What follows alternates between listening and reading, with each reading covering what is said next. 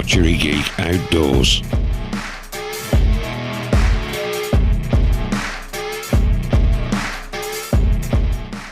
Hi honey, I'm home.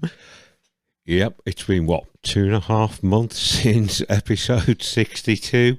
You know what it is, folks, if nothing's happening, I won't bother recording, so I've got nothing to say. In fairness, there have a few bits and pieces happened. And before I go any farther, though, I've got to say a massive thank you to Lee over from Trad Sniper for joining me on episode 62. What was it, 4 hours, 5 minutes? It was an absolute joy to record. And to be honest, if we both hadn't been so tired, I think we'd got possibly another couple of hours of talking to do. It was really good fun. So Lee, thank you so much for your time and your patience teaching somebody who knows sod all about trad, a little bit about trad. Right, I'm still using camo on my phone as the camera app, and I've got to remember, do some test recordings. If you look at the wrong lens, it looks slightly strange on camera, so I've got to remember, I'm not looking at that lens. I'm not looking at that lens. I'm looking at that lens. Hey! See, that's going to be really weird for the folks listening to this on audio, isn't it? I tell you what, folks, if you like it on audio, head over to YouTube and watch the video version as well. No different, you just get to look at my ugly mug while I'm recording it. Yeah, right, I am going to be looking down away because I have got pages of notes for this one. And I haven't used them yet because, you know, I seem to work best when I just start talking and off I go and kind of hope I hit a flow and it sounds mildly eloquent and, eloquent and hopefully semi-intelligent. Whether it does or not, it's an entirely different thing. Anyway, what's been going on? Very quickly, I am back shooting, although with a fairly low arrow count. It is amazing to be able to shoot my bows again. I can shoot the 62-pound prime black 5. I haven't tried the Kuma yet. I'm going to have to do some blank bailing here with the Black Hunter, because although that's only a 40-pound bow, you know, it's a relatively lightweight bow. Because it's only 40 pounds, I say because it's only 40 pounds, of course it's a trad bow, there's no let off, and the compound comes back nicely, and I got that let off. The problem was, once I was over that, it was maintaining that draw arm out without that bow arm collapsing, so I still don't know if I can hold 40 pounds at full draw. Obviously the trad bow, no let off, I'm there with 40 pound on the fingers. So I think this week I'm going to have a little play in here, blank bailing into one of my targets, just to see if I can hold that 40 pounds and use that to build some more strength. Had a diet change, but I'm going to cover that more in, I think, episode 64. I'm trying carnivore. Yes, meat eaters. Yep. Sorry, vegans, not for you. I'm giving carnivore a whiz. Anyway, let's go on to what's been happening. God, I can't think, was it 18th of February? We had our club's annual open shoot at Paget. We hadn't had it for, oh God, what, 3-4 years? I can't even remember if we'd had one post-lockdown. I think we might have had one post-lockdown, but we've had a couple of years where weather has been so inclement, it just wasn't feasible. I mean, was it 2 years ago? I can't remember if it was last year or 2 years ago. Everything was set, and the week before we had a really, really bad storm that fetched down several trees in the woods and made others dangerous. And because of the covenants on the woodland we use, any work the landowner has to run through the local council to get them to assess it and see if, yes, what you want in is reasonable and safe. So, you know, a week before that buggered that off. Anyway, like I said, I've got so many notes here. I'm going to be looking down away from the camera, and it is unlike me to use notes. I was going to record without my specs on. Me good old Poundland reading glasses. There's me chinning the microphone. Me good old Poundland reading glasses.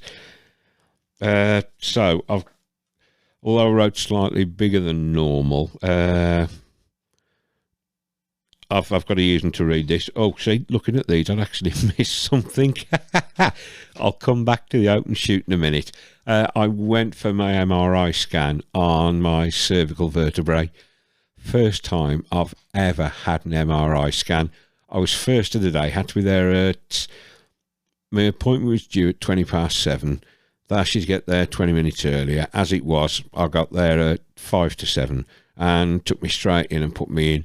Now, I don't know how many of you have had an MRI, but I was given earplugs and headphones, and they said it does get quite noisy. Just lie as still as, lie perfectly still. It should take 15 to 20 minutes. It took 45 minutes. Why did it take 45 minutes, you may ask? Because I'm lying in there, and the noises this thing makes reminded me. I'm an old raver. I used to go out raving when I was younger, when they were proper raves, not the crap they call raves now, when they were proper raves. And the sounds this thing made reminded me of the bass line of some of the earlier house and tech house music. So I'm lying in the MRI machine, got my eyes closed, working on really slow, deep breathing. I think goes down to about 4 respirations a minute, just really slow, really deep, you know, in through the nose, out through the mouth, all that stuff. And I think I'm lying perfectly still. Apparently I'm not. A voice comes through the headphones saying, "Richard, is everything all right?" "Yeah, why?"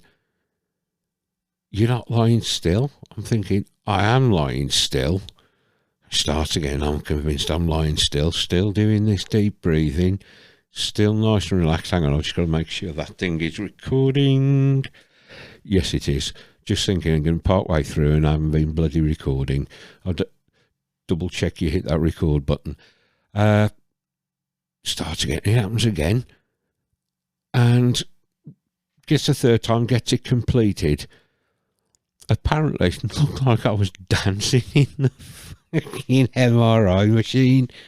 There's me thinking I'm lying still, and all these beats and boops and whatever, the noises this thing makes, look like I've been dancing away in there, according to her. So that was done, and had the results on that. Got away to see the doc. Well, the results are back. Got away to see the doctor. I think I'm seeing the doctor next Tuesday to discuss the results. So we're thinking there might be some kind of swelling or unnatural bone growth or whatever in my neck, which has caused this problem, because I've got a lot easier movement in my arm now, but I've still got the pins and needles in my fingers. So we'll see what the doctor says. God, because I'm looking at the camera and I'm not concentrating on the mic.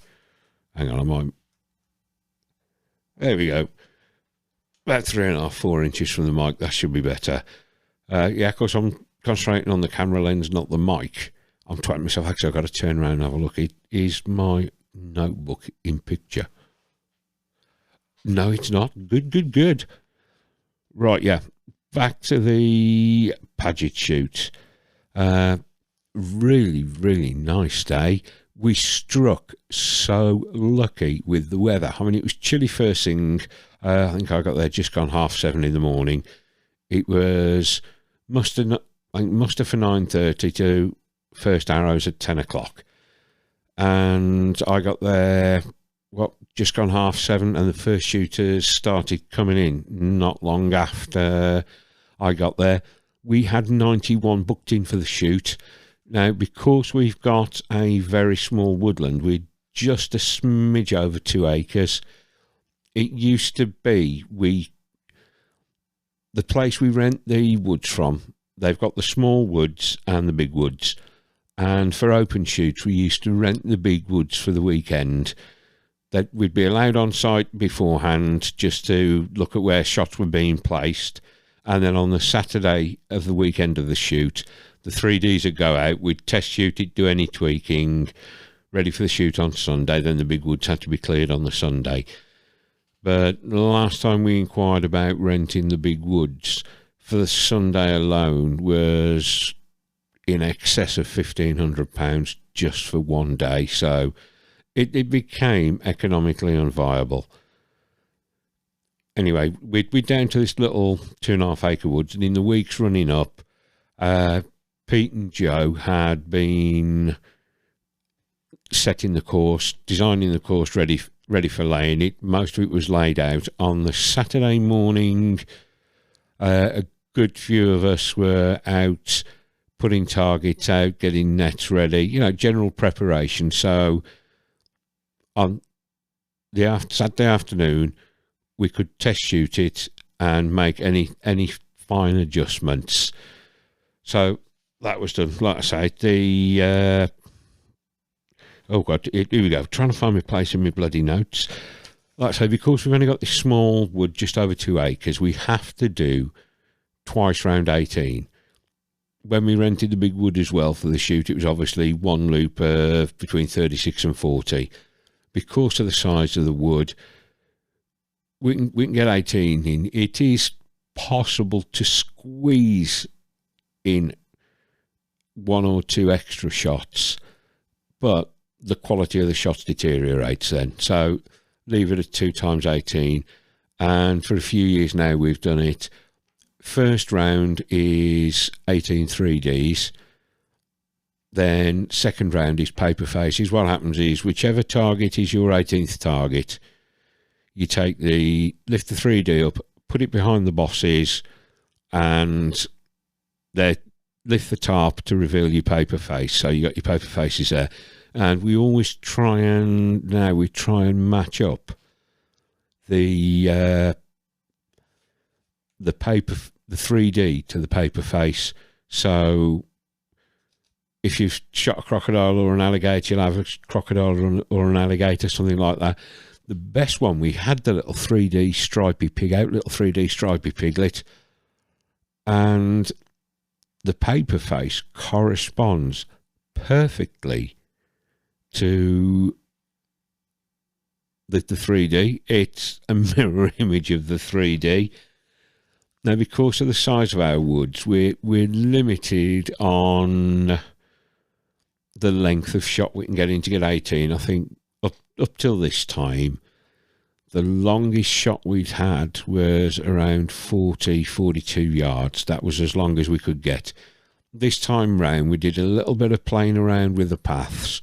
Marked a new path in, cleared some shrubbery to create a new path, and actually managed to get the longest shot on the wasp peg to 49 yards, which for us in our little woods, we were really, really pleased with. Right, where am I? Let me just get back down here and back on there. Right, we had wasp pegs used as well this time.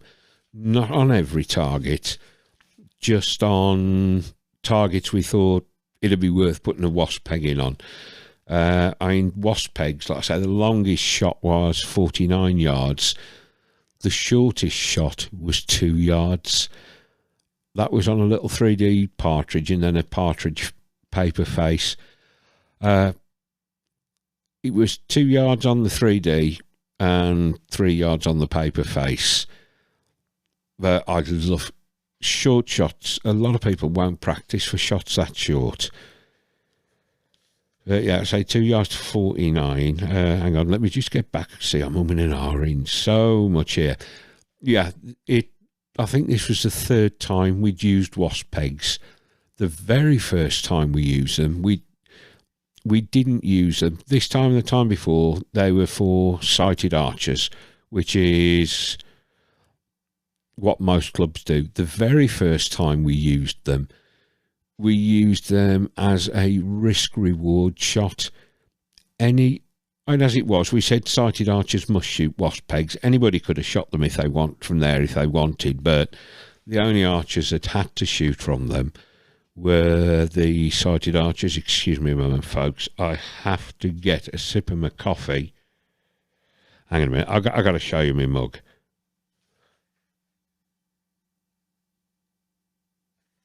There you go. See all those folks listen to it on audio only. They just got some dead air. It's my Liberty Archers mug.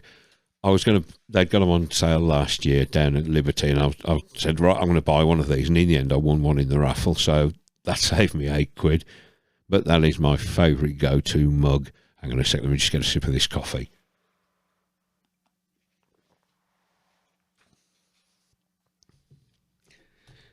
So you try to get a sip of that and not make it too loud and gross down the mic. Anyway, where was I?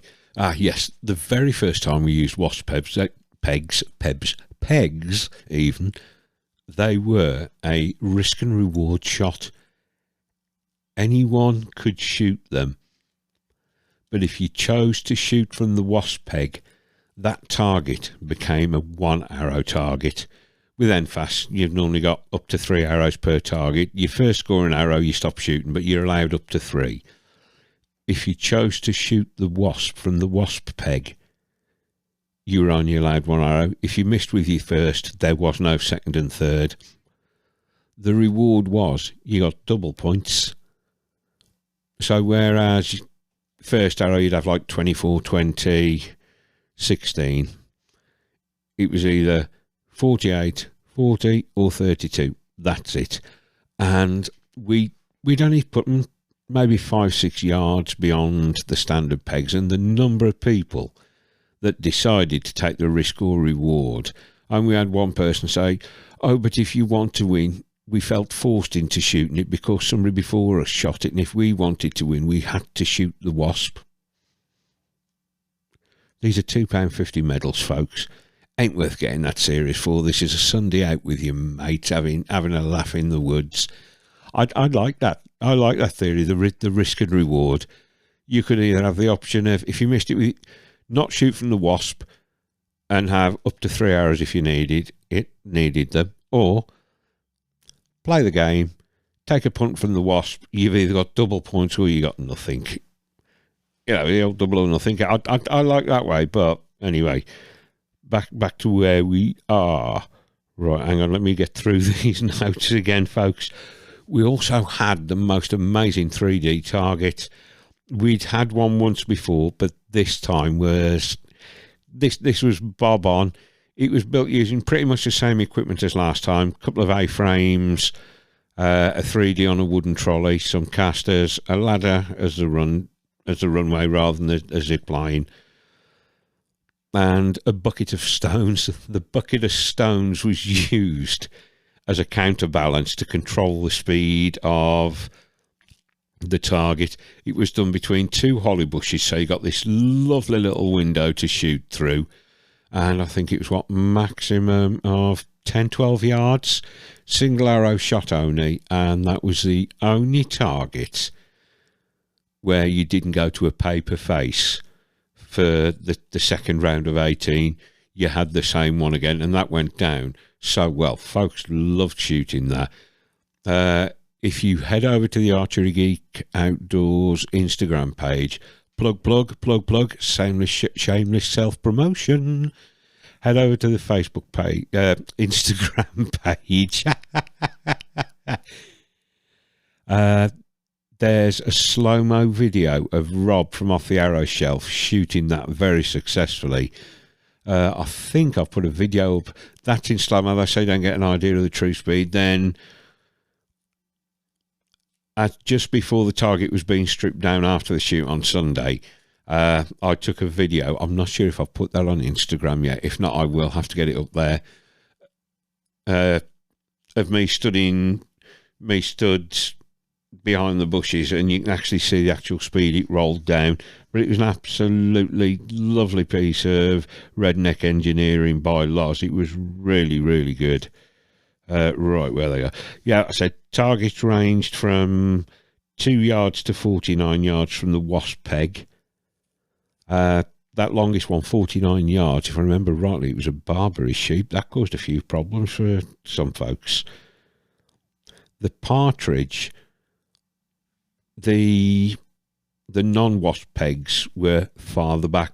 2 yards makes it a tough shot. I mean, I know I have to shoot that for 2 yards. I have to shoot for 57, but I do practice at ridiculously short distances at times.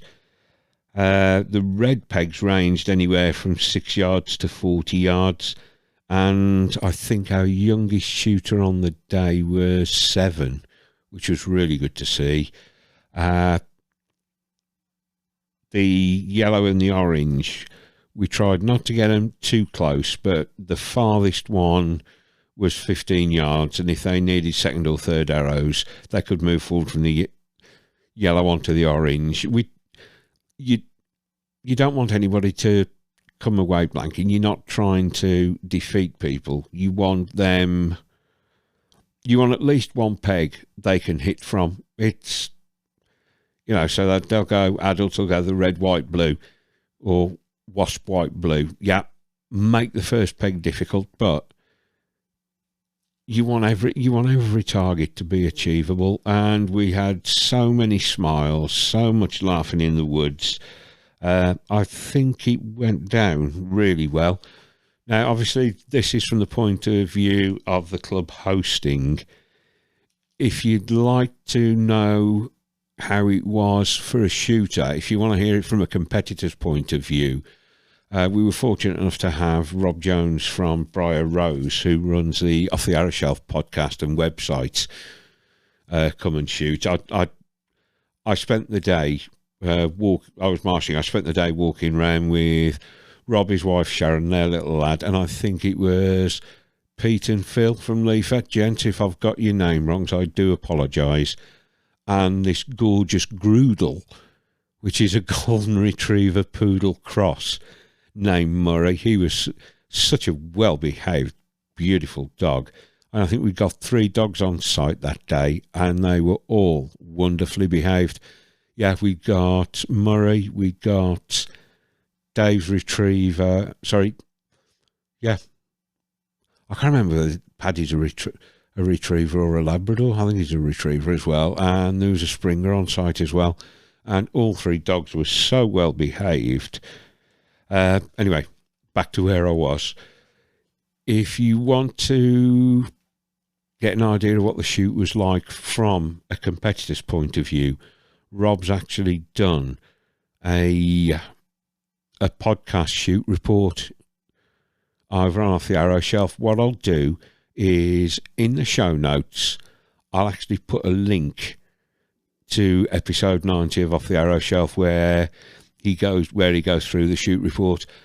I really like the idea because Rob often does shoot reports, but he does them on the Off the Arrow Shelf website, and I find a spoken shoot report in a podcast, he can get a lot more in.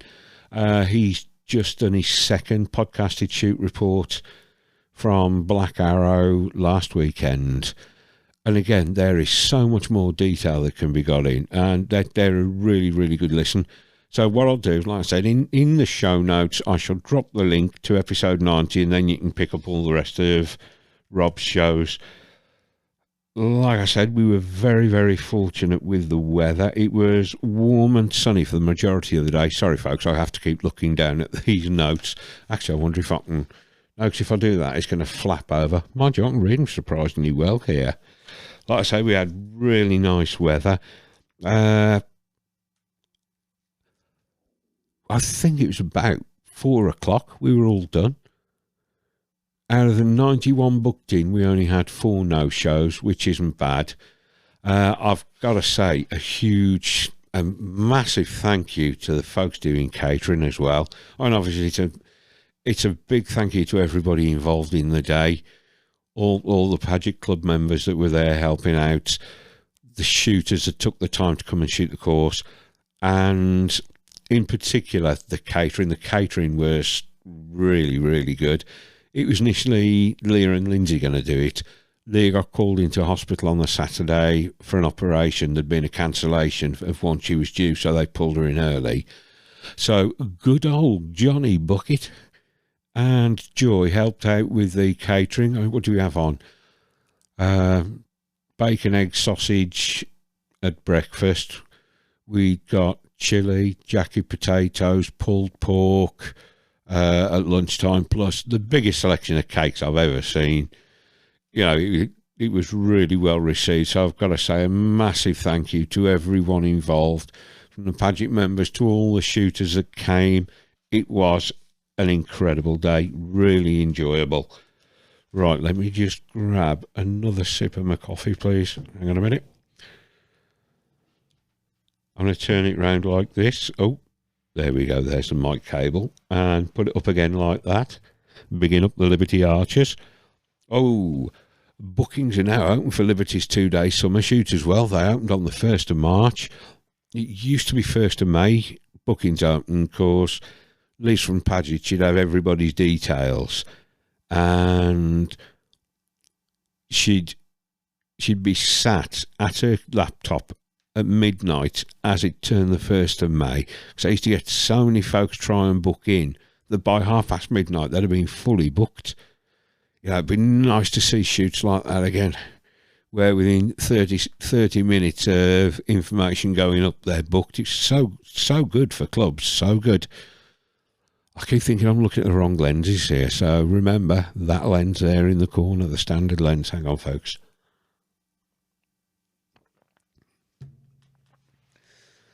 Right, this is a little more serious now. In episode 35, I talked about there was a proposed review of crossbow legislation ordered by the then Home Secretary, Priti Patel. This followed, there'd been an incident where an intruder broke into the grounds of Windsor Castle who was armed with a crossbow. Same year, was that 2021? You know what? I never wrote that down. It's 2020 or 2021.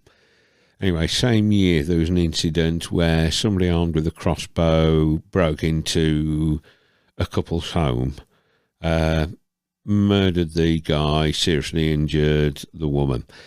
And I'm not sure if it was the coroner that carried out his post-mortem, but a guy named Professor Paul Marks had a pop at the government using very, very emotive language about lack of regulation and control on crossbows. The lady that was involved as well, you know, you've got to feel so sorry for her, but she started a petition that reached 40,000 signatures, an e-petition to Parliament, and got a response from Parliament regarding the use of crossbows as weapons. So you got these two things and the intruder into Windsor Castle, and everything seemed to have gone quiet on this. I mean, under current legislation, it's illegal for anyone under 18 to purchase or possess a crossbow, and anyone who carries a crossbow in a public place without reasonable excuse faces up to 4 years behind bars. Now, we'd heard nothing about this since Priti first announced it ages ago. It has now come back to haunt us. Basically, I'm looking at the notes here, so my apologies if I'm not focused in on the camera. A call for evidence has now been launched by the government to ask whether the current crossbow laws need to be strengthened as the government continues action to prevent violence. You know what? The government bring in all these new laws and it's not reducing violence, because by their very nature, criminals don't obey the laws. Right, first thing first, let me run you through this. I've made so many notes off the .gov website. Right, where am I? Right, the government call for evidence is asking if these rules are tough enough, and strengthened rules could include a licensing scheme to protect the public safety and police checks on anyone looking to purchase a crossbow. This would put crossbows under a similar scheme to firearms. Now, anyone that's gone through to gain a firearm certificate will know the absolute ball ache and rigmarole you have to go through to get it. I had a look, and this call for evidence on the government site says there were fewer than 10 homicides by crossbow between 2011 and 2021. And then, yeah, the lady that submitted the e-petition was named Laura Sugden, calling for stricter laws covering the purchase, acquisition and possession of crossbows. Oh no, 2018 was the crossbow attack on her home. Yeah, I mean, this is what Professor Paul Marks said to the Home Secretary and the Minister for Crime and Policing. He said he was concerned that there is no ongoing control, record of, or licensing requirements for crossbows, unlike firearms and shotguns. He said this meant that the police have no record of who owns crossbows, how they are stored, or the number that are in circulation. Well, what the hell is it to do with the government? How many crossbows are in circulation, who owns them, or how they're stored? It has absolutely sod all to do with the government. Apparently in 1991 a parliamentary question was asked about crossbows, and there was an estimate given that there were possibly between 250,000 and 300,000 crossbows in circulation. Now, if you've got that many in circulation and you've got less than one homicide a year with them, I say they're a fairly safe thing to own. Of course, you're always going to get the odd Norbert who's going to come out and commit a crime with one. But when I saw this, I did a quick Google search of homicides committed with cricket bats. Page 1 of Google, in that same period, 4 homicides committed with cricket bats, and a video of a mass disturbance where the participants are armed with cricket bats, where there were 4 injuries, 2 of them serious, requiring hospital. Was it 4 required hospital treatment? 1 was critically ill. Where are the calls to ban cricket bats or licensing you having to go out to buy a cricket bat? You know, this is absolutely ridiculous. Anyway, let's get back to what I was on about. Bear with me, folks. Let me just check this. It's all right. Just checking the time I'm running. Right. The questions included: should there be further legislative controls around the sale and ownership of crossbows? If you think yes, do you consider one of the approaches listed below to be a preferred option? A, the registration of sellers and suppliers. B, the registration of sellers and buyers without police checks, similar to fishing licenses. C, the registration of sellers and buyers following police checks, similar to firearms licensing regime. Or D, none of the above, and they ask you to provide any evidence that you may have to back these up. Right. Below this, you get a little subsection sneaking in about the banning of the sale of broadhead arrows. And it says, should the sale and possession of broadhead arrows be prohibited with the exemptions listed below? And you were given 3 options on this. Yes, with these exemptions. Yes, with different exemptions or no exemptions. And C, No. Now, I'm curious. And it does say that. Did I write it down, or am I having to remember it? Dum-dum-dum-dum. It does state that while broadheads are currently legal, they say there's no legitimate use within this country because bow hunting's outlawed and no form of target archery requires broadheads. Then no use to anything. This country has a community of archers who like to travel abroad to bow hunt. Bow hunting is legal in most of Europe, legal all across the USA. Parts of Asia, it's legal in. Australasia, it's legal. Big parts of Southern Africa, it's legal. People travel to these places, and part of going bow hunting is practicing. And it's not just practicing with your field points, it's practicing with broadheads. Most archery suppliers in this country sell broadhead safe targets. I've got one. You have to make sure your bow is tuned to broadheads, and you have to make sure you can shoot it efficiently with broadheads. So there is a legitimate reason for owning them. And when they say broadhead arrows, does that mean a fully assembled arrow with the broadhead, or are they classing a broadhead arrow as just the broadhead in a case?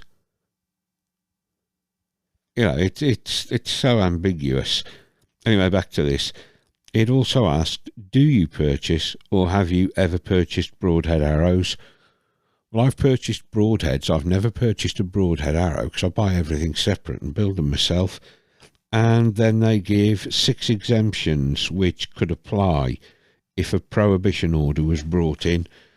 Those being, it's an item of historical importance for use in bona fide historical reenacting. If you go to somewhere like Tewkesbury, one of these big reenactments, I've yet to see anybody on that battlefield lobbing a broadhead at archers the other end. C, sporting activities.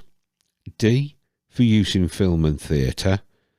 E, possessed on behalf of a museum or gallery, or lent or hired by a museum or gallery for cultural, artistic or educational purposes. And F, an antique over 100 years old. So now the next question covers whether or not you own a crossbow, how long you've owned it, and where you got it from. Then it asks, would you consider buying a licence or permit to be able to purchase a crossbow if the requirement was brought into force? Then, what do you use your crossbow for? And there are several series of questions for the manufacturers, retailers and importers to ask. Then it gives you a personal details section asking your name, address, capacity in which you're responding to the call for evidence. They've got no database of who owns crossbows yet, have they? This gives them their database, or at least starts their database for them. I mean, it's only going to be responsible people that respond to this call for evidence. If you're a criminal sat on a shit ton of crossbows planning on going out and using them for crime, you are not going to fill in this survey, are you? You know, what's your use for them? I think I'm in Assassin's Creed. I mean, it's, like I say, criminals won't respond. It's just a way of punishing the law-abiding majority. We've seen it with firearms. When I was younger, I used to enjoy shooting full-bore pistol. I was fortunate enough to have a range and people I knew that I could go to that range and I could shoot their pistols. I mean, this will give some idea. I was young when I was doing that, but I was always under supervision. I got to shoot everything from single shot 2-2 target pistols to a Desert Eagle, Smith & Wesson revolvers. You can't have them in this country anymore. If I remember rightly, the only semi-automatic pistol you can own in this country now is what's called the long barrel pistol. It's got a stock and it's effectively a short barreled rifle. And it's very rare somebody with a licensed firearm commits a crime. The ones we had were mass shootings, but that was... The police were aware of the mental state of these people and did nothing about it. They left firearms in the hands of people who had no business owning firearms. If they'd have done their job, this would never have happened. But it was a convenient way for the government to disarm the population.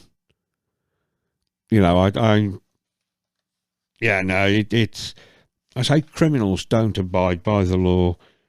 I keep bobbing my head around away from the mic and I can hear it coming in and out. Let me just jump into this because I took some notes down on this. Like I say, we've had more people killed by cricket bats and crossbows. Right. Firearms in this country are very heavily regulated. We have a thing where it's given you have an automatic entitlement to a shotgun certificate. The police have to prove why you shouldn't have it. Firearm certificates in reverse. No one has the automatic rights to apply for a firearm certificate and be granted it. You have to prove why you need that firearm. But just looking at the figures, from April the 1st of 2020 to March the 1st, 2021, there were 5,709 non-air firearm offences recorded by the police of England and Wales. That's over 10 a day. Now, my phone's up there, so I can't grab it to use the calculator. That's probably, around 15 a day? And anybody who lives in this country knows how ridiculously over-regulated firearms are. But there were still 5,709 firearm offences in 12 months. Knives are very heavily regulated over here. If you want to everyday carry a knife here, it has to have a blade length of less than 3.5 inches. And there's debate on what 3.5 inches is. Do you measure it from the front with a folding blade? I actually haven't got one here to hand. Otherwise, I'd show you what I mean. Do you measure it from the back of the blade inside the handle? Or do you measure from where the blade exits the handle when it's unfolded? But it has to be 3.5 inches or less and not have the blade able to lock in place.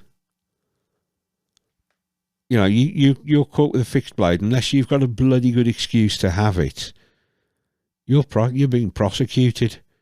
And there was a case, it appeared on the NFAS Facebook page, was it last year or the year before, of an archer who'd been to a shoot, gone home, and left his knife in the boot of his car, forgot to take his knife out, took his bow and arrows out, left his knife in the boot of his car.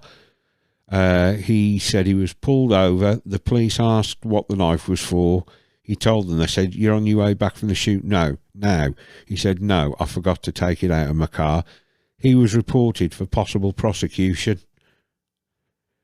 But you look at the number of knife crimes in this country, they are spiralling out of control. You go down to London and it's absolutely ridiculous. They are bringing in stricter and stricter knife laws, and it is doing nothing to slow the crime rate down. Now, here we go. Between August 2022 and September 23, 48,716 knife-enabled crimes. That's in England and Wales. I believe Police Scotland report there separately. But 48,000, almost 49,000, that's a ridiculous amount of knife-enabled crimes. And that's including threatening behaviour, criminal damage, homicide. I was going to look for the number of homicides carried out by knives, and like I say, all you have to do to buy one is just prove, I think you're over 18. And this includes tradesmen. I remember when Mile Half worked at B&Q, a lad had started an apprenticeship in being given a tool list by his employer that he needed to go and get, and on that list were screwdrivers and a Stanley knife. And because of the age he looked, he had to provide ID. He hadn't got the appropriate ID, even though they were for work. So he had to leave them there, wait, phone his mum to come down. I mean, he got his letter from his employer, and his mum had to purchase them. But there was even then a little bit of concern because she was purchasing on his behalf. Yeah, this is ridiculous, and it's doing nothing at all to slow down the rate of knife crime. We've seen for a while. Oh, there go the dogs. Somebody's just knocked the door, so the dogs are going berserk. We've seen there are folks within the archery community that believe archery equipment should be licensed. Personally, I think this is an elitist thing, that's all. It's snobbery. So, oh, look, I've got a license, Tarquin. Wah, wah, wah. You have to excuse me with the dogs going berserk. I don't know how badly the mic's picking it up. But we've seen enough cases with folks with firearm certificates where something's happened, someone has made an accusation against them, even if it's unfounded, where while this accusation is investigated, their firearms have been removed from them. Now, what if the same comes in? And don't think it's only going to be crossbows. We all know what government interference is like. First it's crossbows, then what's the next most menacing type of bow to look at? Oh, it's a compound bow. Then it's Olympic recurve. Then it's the one-piece wooden field bows. Then it's long bows. We've seen this creeping toxic legislation time and time again. And like I say, it's nothing to do with public safety. If it was to do with public safety, we'd have more bobbies on the beat.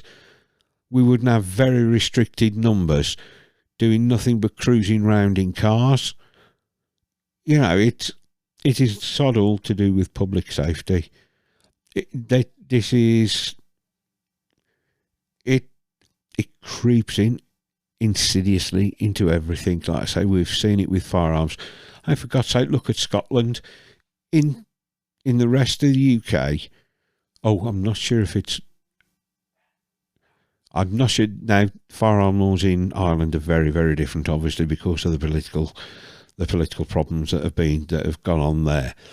But England and Wales, you're allowed an air pistol up to 6 foot-pound of energy, or an air rifle up to 12 foot-pound of energy without needing a firearm certificate. Anything above that, you need a firearm certificate. So you can have something capable of dispatching rats and squirrels and whatever.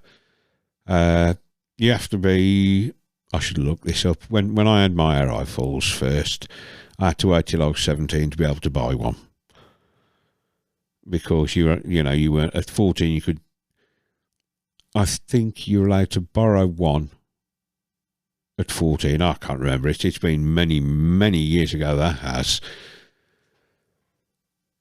But then Scotland have brought it in that any air rifle you have to have a licence for. So even the little old Daisy BB guns, the little Crossman BB guns, your Red Riders, you have to have a licence for. I can't exactly see the Scots throwing a revolution with a Red Rider BB gun, can you?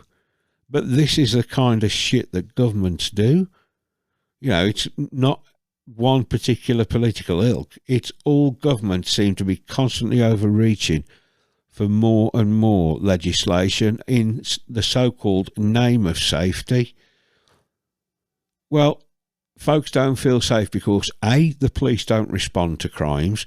I mean, the shop my daughter works in, they had half a dozen blokes go in there and rob the place. They phoned the police. Did they turn up? No, they didn't. And on the rare occasions they do turn up, they say, oh, well, if it wasn't a certain value, sorry, there's nothing we can do. You want to disarm the population, then make them feel safe. Let them know they are safe. Do not disarm them. Prosecute anyone who tries to defend themselves. And then take away the police force, or make the police, demoralise them so far that apathy runs rife. You know, and this type of legislation, it is a parasite. We do not want it in archery. This is our beloved sport. Even if they license crossbows, it's easy enough to make your own. Criminals don't give a shit about the law. If criminals cared about the law, there wouldn't have been 5,700 firearms incidents. There wouldn't have been nearly 49,000 knife-enabled crimes last year, would there? No, there wouldn't. So further regulation does not stop criminals. It never has done. It never will. By their very nature, they do not abide by the law. I say it's a shame they're using this call for evidence to build a database, but it's the only chance we have. Like I say, they'll start with crossbows, and then they'll start coming for everything else. It's why do you need that? Well, why do you need anything more than 15 pounds draw weight for target? You know, I haven't seen anything yet from Archery GB, EFA, NFAS, English Association for Longbows. Well, longbows wouldn't get involved because crossbows have nothing to do with them, but it's the way it would creep into further things that they need to make a stand. I think at some point I'm going to have to email the governing bodies in this country and get in touch with all the major retailers to see if any of them are responding to this and see what they say. I wouldn't surprise me if the retailers said, well, we think you should have to buy them through a licensed shop. I mean, when I was a kid, you used to buy, you could get your air rifles, air pistols, crossbows, little barnet bows. You could get them all from the local tackle shop. It was just a side hustle of the tackle shops. It would make sense for the archery specialists to say they want them licensed for only them, because at the moment you can go get them from, there are so many shops that do sell them. You know, you can pick them up online, you can pick them up on Amazon, you can pick them up from so many different places. But we do need some kind of concerted response saying, no, leave our sport alone, please. You've already said how rarely they're used in crime. Those people that committed those crimes wouldn't have not committed those crimes if they couldn't get their hands on a crossbow. They'd have gone and found some other form of weapon.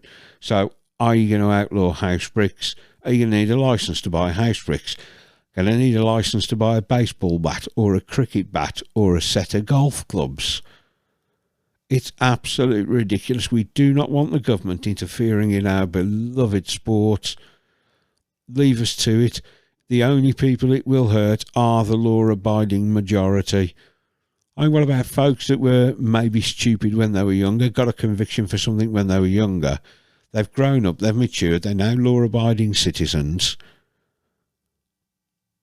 Would they be prohibited from owning them? It's a horrible, creeping law that, make no mistake, it will get into other areas of archery. It really will. We've seen it with the firearms law becoming more and more restrictive. This will lead to more restrictive laws eventually across all archers. Don't think, oh, well, I don't shoot a crossbow, it doesn't affect me. it'll affect you when it comes to the type of bow you shoot, and then there's nobody left to defend the type of bow you shoot because everybody else has been outlawed.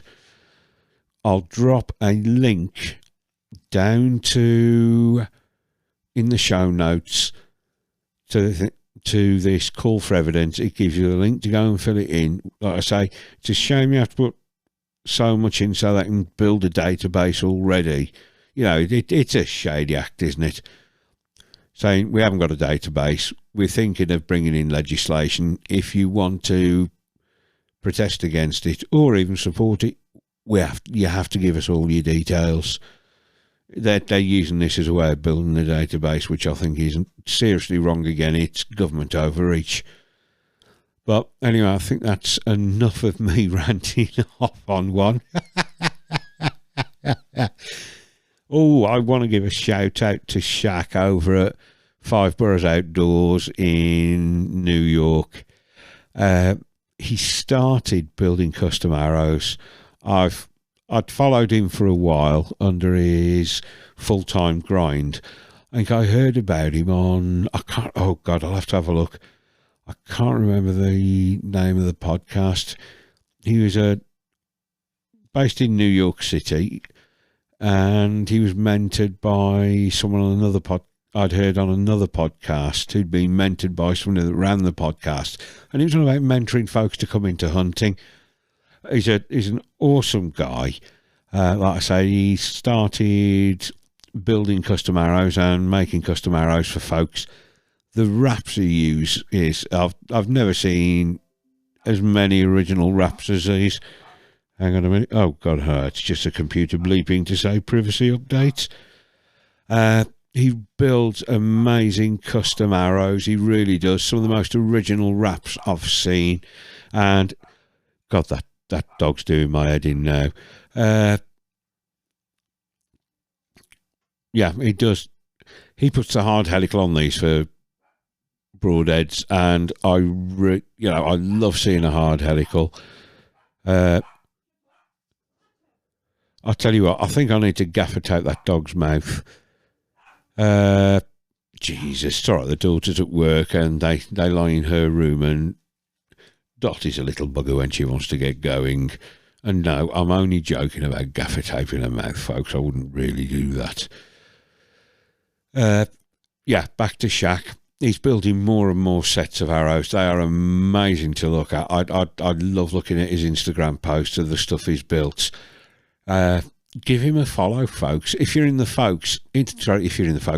States, especially in this part of the country, hit him up, see what he can do you for a custom built set of arrows. I'll drop a link to his Instagram page in the show notes. Have yourselves a look, see what you think. Like I say, give him a follow. It's, he's starting this little business doing this, and I've always said support your local businesses. He's a guy giving it a go and producing some stunning looking arrows. You know what I say, the better the look, the better you shoot. Pimp my shaft. You know what, we should get that going as a hashtag, shouldn't we? Hashtag pimp my shaft. Yeah, give him a follow. I'll put a link to his Instagram page in the show notes. Anyway, folks, anything to say, any thoughts, any comments, you know where to find me. archerygeekoutdoors@gmail.com, Twitter @A_G_outdoors. In fact, apart from the email address, it's pointless me listing all these, isn't it? It takes too long. It's too much of a faff. All you got to do is Google Archery Geek Outdoors. It'll give you all the socials I'm on. Just message me on one of those. I say, any thoughts, any opinions, you want to tell me I'm talking bollocks and to shut my mouth, feel free to do it. 'Tis your right, good people. Anyway, let me just put my coffee down. Oop. It's been one of those rambly ones where I've gone off a bit on one, haven't I? Never mind, it does me good every now and again. It does you good to have a mind. I mean, it keeps everything else positive when you've got it out of you, doesn't it? Right, let me just get this ready. See, you folks watching on YouTube have got something to look at. When it goes quiet, you can see what I'm doing. All you folks just listen, that listen on the audio sites, you get to miss all this. So if you listen when you drive, have a look when you get home on YouTube. I'm going to ask something. I'm almost off 62 episodes. I'm just a gnat dick of 10,000 downloads. I would so appreciate it if you would share the links out to the podcast, blow it up a bit. You know, let's get it growing a bit. I mean, I'm amazed. So nearly 10,000 downloads amazes me. Middle-aged chubster with no expertise in anything, just waffles on, talking crap. And you good people listen to me. It's genuinely touching and very, very humbling. Right, yeah. So say, you know where to find me. Hit me up if you've any questions, thoughts, opinions. I'm losing the plot here. Am I going all Biden? I think I'm going old creepy Uncle Joe, aren't I? Losing the plot, forgetting my train of thought. Yeah, episode 64. I'd had a massive tumble off the wagon. I'd put some weight on. Change of diet. I think things were just getting boring and uninteresting for me. So episode 64, I think I'm going to go into a bit of a dive on what I'm doing food-wise now and any impact it's having, positive, negative. It's just something I'm trying out for the moment. So thank you so much for taking the time to listen. Hang on, I've slid down in my chair here. Did you see that camera shake where I kicked the tripod then? I say camera, it's my phone camera. Good old camo app. Right, it's time for me to sign off, folks. Remember, stay safe, shoot straight. Bye-bye. Oh, how embarrassing is that? I've just hit. Now I'm trying to think why that's not picking up. It's not picking up the sound. Oh, there we go. Why it's not picking up the sound of the outro. You know what, folks? I'll just have to leave it with an outro then. Have a good one. Bye.